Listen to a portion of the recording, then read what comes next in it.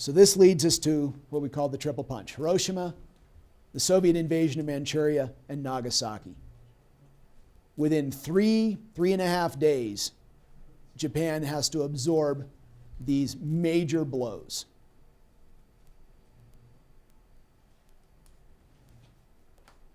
Finally, there is enough of an impact on the Japanese senior leadership to make a difference. It's not that there had been no one in Japan who was contemplating getting out of the war by surrender up until this point. Certainly nobody did it publicly, but within high government circles, there were peace advocates, folks who were saying the war is lost, we need out of this. But they were outnumbered and outvoiced, outshouted in some cases, by the militarists who wanted to hold on. The idea being one more battle.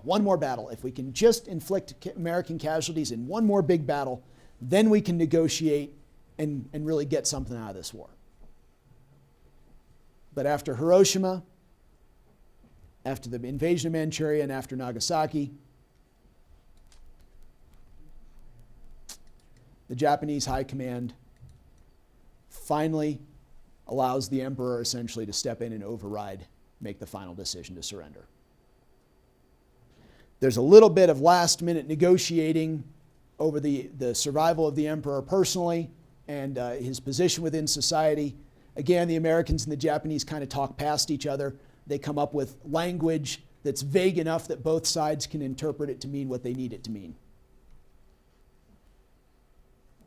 The Japanese say the position of the emperor will not be prejudiced, and the Americans say, well, you know what? The Japanese are going to get to choose their own form of government after the occupation, as long as it's respectful of all people and that sort of thing. And if they want to choose an emperor, that's okay. But in the meantime, the emperor will be subject to the supreme allied commander. And that's good enough for both sides to interpret it the way they need to reach the point of surrender.